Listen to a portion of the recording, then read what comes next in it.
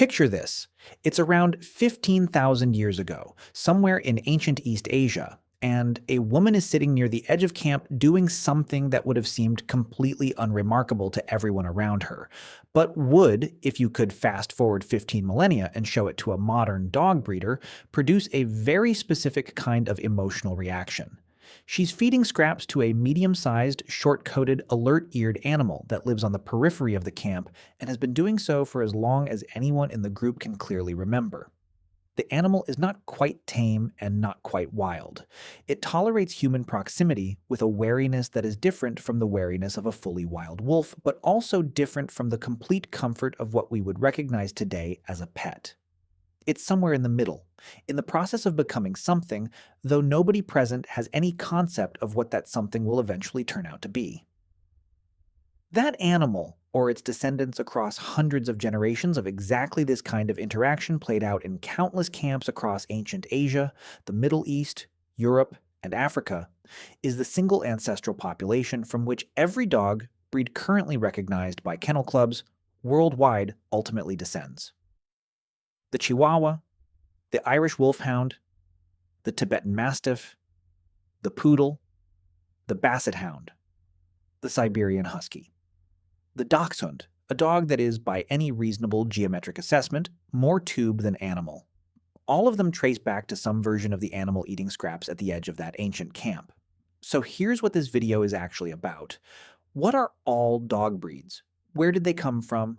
What were ancient humans actually doing when they created them? And what does the astonishing range of dog morphology and behavior that exists today tell us about the long, strange, surprisingly consequential relationship between our species and theirs? Stick around because the story of dog breeds is substantially more interesting, more scientifically complex, and more directly connected to ancient human history than any kennel club registration document could possibly convey. Start with the question of what a breed actually is, because this concept is less straightforward than most people assume, and the answer matters for understanding everything that follows. A dog breed in the modern sense is a population of dogs that reliably breeds true for specific physical and behavioral characteristics across generations, maintained through controlled mating within a defined group and documented through formal registration systems that originated in the 19th century. The specific standardization of dog breeds that produced the formal breed categories recognized today is an extraordinarily recent development in the very long history of domesticated dogs, representing the last fraction of the total timeline of human-dog coevolution. Before formal breed registries existed, before any written standards described what specific dogs should look like and how they should behave, there were regional dog populations that had been shaped by thousands of years of selection pressure from the specific functional demands of the human communities they lived with.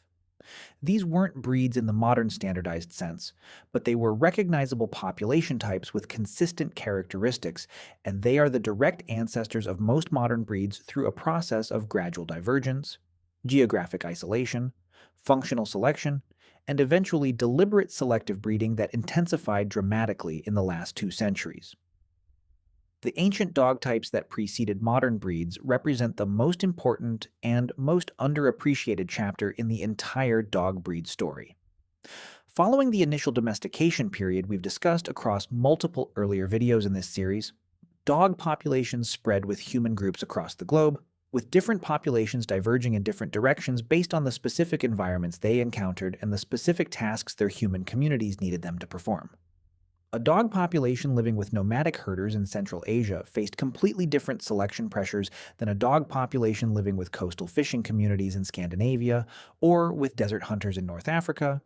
And these different selection pressures, operating across hundreds or thousands of generations, produced meaningfully different dog types long before any formal breed concept existed. The Basenji is one of the best examples of an ancient dog type that has been formally recognized as a modern breed while retaining characteristics that connect it most directly to the proto-dog populations of the deep ancient era.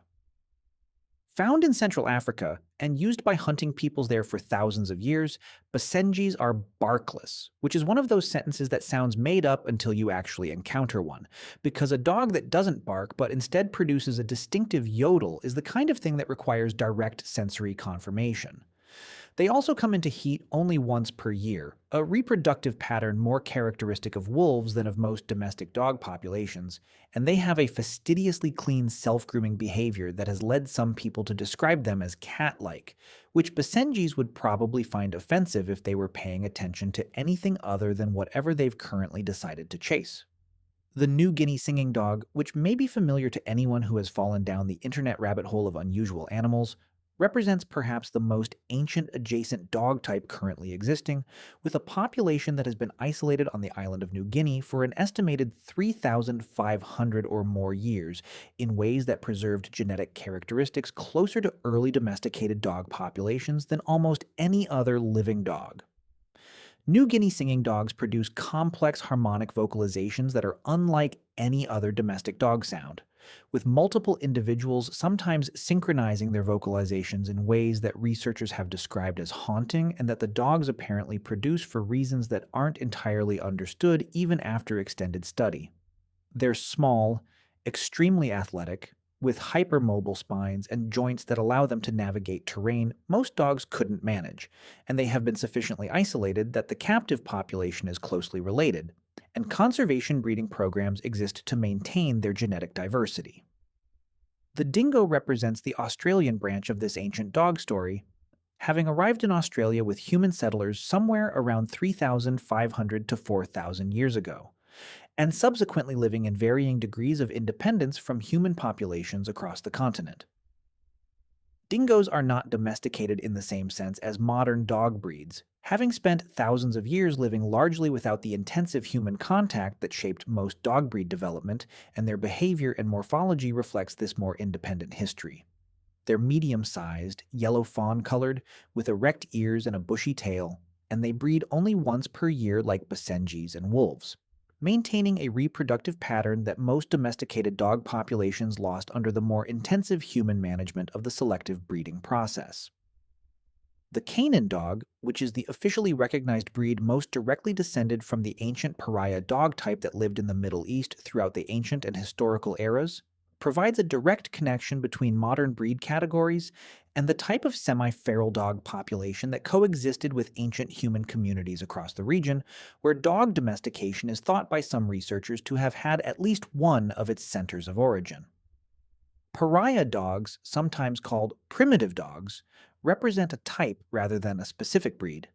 characterized by medium size, moderate build, wedge-shaped head, erect ears, and a tendency toward independence and wariness with strangers that reflects thousands of years of living in close proximity to humans without intensive selective breeding for specific functional traits. Sled dog breeds represent one of the most dramatically functionally selected breed types in the entire dog world, and their story illustrates with unusual clarity what happens when human populations in extremely demanding environments have thousands of years to select dogs for very specific performance requirements. The Siberian Husky and Alaskan Malamute are the most widely recognized modern breeds in this category, but the functional type they represent, medium to large dogs with thick double coats, extraordinary endurance at sustained effort, efficient metabolisms that can perform on relatively low food intake, and the specific cooperative pulling behavior that makes them useful for sled work, was developed by Arctic peoples across thousands of years of selection under conditions where dogs that couldn't do the job simply didn't get to breed. The Greenland dog, which is less widely known outside Arctic communities, but may be the most ancient and least modified of the formal sled dog breeds, has been working with Arctic hunting peoples for an estimated 4,000 years in conditions that have maintained a very specific functional type with impressive consistency. These dogs are large, powerfully built, and maintain behavioral characteristics including significant independence, high prey drive, and complex social hierarchies within working dog teams that reflect selection for a working partnership with humans rather than the closer domestic companion relationship that characterizes most modern pet dog breeds. Herding breeds represent another category where ancient functional selection produced distinctive dog types that became the ancestors of modern breeds through a long process of regional development followed by eventual formal standardization. The basic task of assisting humans in managing livestock, which developed with the rise of herding as a human subsistence strategy, required dogs with specific behavioral traits, including controlled predatory behavior that could be directed toward livestock management without completing the predatory sequence through a kill, high responsiveness to human direction, sustained working drive, and intelligence applied specifically toward reading and anticipating the movement of other animals. By the way, if you want to go even deeper into the secret lives of ancient humans, I just launched a full course called The Secret Lives of Ancient Humans. 10 modules, 3+ hours of content covering everything we never talk about on YouTube. What they feared, how they communicated, what hunted them, and much more. Plus an exclusive PDF guide included. Link in the description. See you inside. The Border Collie, which is widely considered the most cognitively capable domestic dog breed by most measures of canine intelligence research, represents the extreme end of herding breed development, with a level of working capacity, responsiveness to human direction, and complex problem-solving ability that reflects thousands of years of selection specifically for those characteristics. The famous Border Collie stare, the intense, focused crouch that working Border Collies direct at livestock, is a modified predatory behavior. The stalk phase of wolf predatory sequence captured and refined through selective breeding into a precise tool for moving sheep without triggering flight responses in the livestock being managed. Guardian breeds developed in parallel with herding breeds across the ancient and historical eras, in regions where large predators threatened livestock. And the selection pressures for guardian dogs produced a dramatically different result from the selection pressures for herding dogs, despite the shared context of livestock management. Where herding dogs needed to be agile, responsive, and capable of sustained controlled movement, guardian breeds needed to be large enough to deter wolves and bears, sufficiently independent to work without constant human direction during long solitary nights with livestock in remote pastures, and bonded strongly enough to the livestock they guarded to treat their protection as a motivating imperative rather than a trained behavior. The Kangal from Turkey, the Anatolian Shepherd, the Great Pyrenees from the mountains between France and Spain, the Tibetan Mastiff from the high Himalayan regions, and various other livestock guardian breeds around the world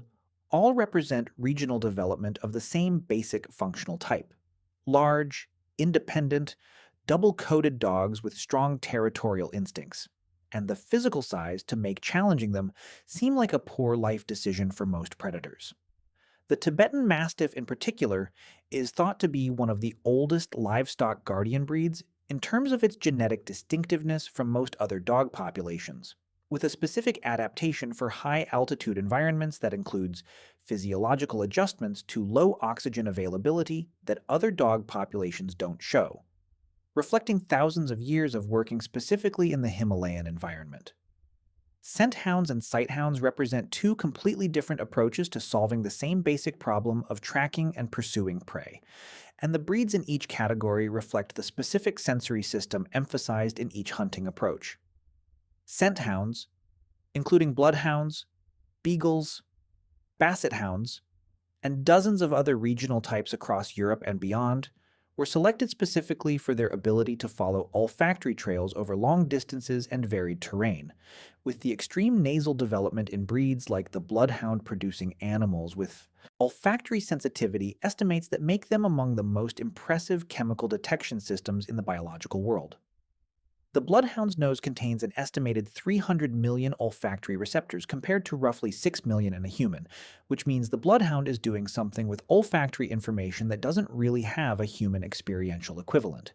The basset hound, which appears in this discussion as an example of how selective breeding for specific functional traits can produce results that seem to violate basic engineering principles, has its extreme low-slung build specifically because hunters needed a scent hound slow enough to be followed on foot through dense French forest, which required either breeding a slower dog or, apparently, breeding a dog with legs so abbreviated that high speed simply isn't a structural option.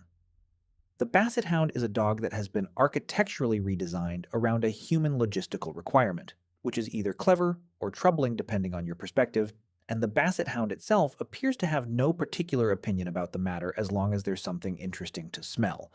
Sighthounds, including greyhounds, whippets, Afghan hounds, Salukis, and various other breeds across multiple continents, took the opposite approach, developing extreme speed and visual acuity for pursuit hunting in open terrain where prey was pursued by sight rather than tracked by nose. The Saluki is often cited as one of the oldest distinct dog breed types in terms of its documented history, with depictions of Saluki-like dogs appearing in ancient Egyptian art and Mesopotamian archaeological contexts that suggest this functional type was recognizable as distinct at least 4,000 years ago. The greyhound's aerodynamic body plan, deep chest for heart and lung capacity, narrow waist, long legs, and flexible spine that allows a double suspension gallop similar to a cheetah's running gait, represents one of the most extreme functional optimizations in the entire domestic dog world. Terrier breeds developed primarily in Britain and Ireland over the last several hundred years as working dogs specifically for pest control and small game hunting, representing a direction of selective breeding that emphasized different traits than most other working dog categories. Terriers needed to be small enough to follow prey into burrows and dens, fearless enough to confront animals that often outweighed them in enclosed underground spaces, and tenacious enough to maintain engagement with prey that was fighting back in tight quarters with no room for retreat. The result of these selection pressures across many regional terrier breeds is a general temperament profile that could charitably be described as containing more personality and determination per kilogram of body weight than almost any other dog category, and that less charitably might be described as a complete absence of self-preservation instinct combined with strong opinions about everything. The Jack Russell Terrier, which was specifically developed by Reverend John Russell in 19th century Britain for fox hunting purposes and has since become one of the most widely recognized small dog breeds in the world, illustrates the terrier character in concentrated form. Jack Russells are small enough to fit in a coat pocket and have the behavioral confidence of something that has apparently not noticed this about itself. They are athletic, intelligent, extremely motivated, and possess an enthusiasm for pursuing small animals that remains undiminished by any amount of modern suburban life in which no fox is forthcoming. The energy of a Jack Russell in a living room is the energy of a working dog that has been given a job description its current environment cannot fulfill. Toy breeds represent perhaps the most fascinating category in the entire dog world from a historical and cultural standpoint because they are the most explicit example of dogs bred specifically for their social and companionship function rather than any practical working purpose. The history of toy breeds extends surprisingly far back, with small companion dogs appearing in ancient Chinese historical records, in ancient Egyptian contexts, and in various other ancient and historical cultures where small dogs were kept by ruling classes specifically as companions and status symbols rather than as working animals. The Pekingese, which legend, attributes to ancient Chinese imperial courts and which carries an appearance that suggests it may have been designed by someone with a strong aesthetic commitment to maximum fluffiness, has a documented history of several centuries as a companion breed associated specifically with imperial Chinese culture. The Chihuahua represents the toy breed extreme in terms of size, being the smallest recognized dog breed in the world and existing in a body plan that raises genuine questions about the relationship between dog size and dog personality calibration. Chihuahuas have a behavioral profile that is not scaled to their physical dimensions in any way that makes immediate intuitive sense. Being extraordinarily alert, highly territorial, strongly bonded to specific individuals, and possessed of a confidence that appears to involve some kind of perceptual error about how large they actually are. This is sometimes attributed to insufficient socialization and sometimes attributed to the specific selection history of the breed, and probably involves both, but the result is a dog that weighs approximately as much as a large avocado and treats that fact as entirely irrelevant to its assessment of the world. Retrieving breeds, including Labrador retrievers, golden retrievers, and various other retriever types, represent one of the most specifically utility-bred dog categories in modern dog culture, having been developed primarily in Britain and Ireland in the 18th and 19th centuries for waterfowl hunting work that required dogs capable of retrieving shot birds from cold water without damaging them. The soft mouth that retrievers carry their birds with, maintaining sufficient grip to hold the bird without piercing the skin,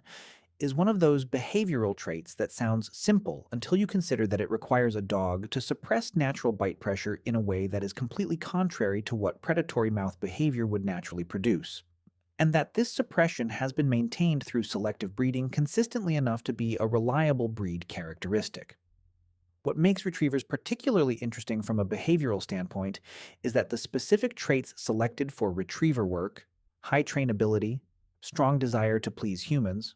low aggression, enthusiasm for carrying objects, and easy responsiveness to direction happen to produce dogs that are extraordinarily well suited to the role of family companion pet that has become their primary function in modern life.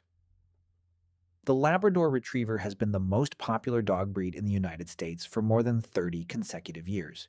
which is a remarkable cultural consistency that reflects not any specific campaign to make it popular, but simply the fact that the functional traits that make a good retriever happen to align very closely with the traits that make a good family dog in modern domestic contexts. The dachshund, which we mentioned at the beginning of this video as an example of a breed whose proportions require a moment of geometric reconciliation, was specifically developed in Germany for hunting badgers in their underground sets, with the elongated body and abbreviated legs serving the specific functional purpose of allowing the dog to enter and maneuver within burrow systems that most dogs couldn't access. The name translates approximately to badger dog, which is appropriately literal. That this extremely specific functional design for underground badger confrontation has produced one of the most beloved companion dog breeds in modern culture, kept primarily in apartments far from any badger sets, is the kind of delightful discontinuity between original function and current context that appears throughout dog breed history. Bulldogs deserve specific mention because their history illustrates the way human cultural practices, specifically bull baiting, which was a popular form of entertainment in medieval and early modern Britain, shaped specific dog populations. And then the cessation of those practices combined with continued human affection for the resulting dogs produced a breed that was deliberately modified toward companion function when its original functional context disappeared. The original bulldog type that was used for bull baiting was physically quite different from the modern English bulldog, being more athletic, less extreme in facial structure, and physically capable of the sustained athletic engagement that bull baiting required. The modern English bulldog has been selectively bred toward an aesthetic that emphasizes the wrinkled face and compact body in ways that have unfortunately created significant health challenges around breathing, temperature regulation, and birthing that responsible breeders continue to work to address through health-focused selection. The poodle, which is sometimes underestimated as a serious working dog due to its association in popular culture with elaborate grooming aesthetics, was originally developed as a water retriever in Germany, with the name deriving from a German word for splashing in water. The distinctive poodle clip that looks purely decorative to modern eyes actually originated as a functional trim that reduced weight and drag in water, while leaving protective fur over joints and vital organs for cold water work.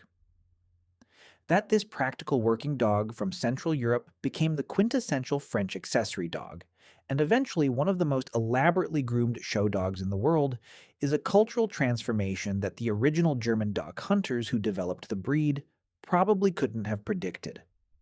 What the full survey of dog breeds ultimately reveals is that the relationship between ancient humans and dogs was never a single, static thing, but a continuously evolving partnership that produced different expressions in different times, places, and cultural contexts,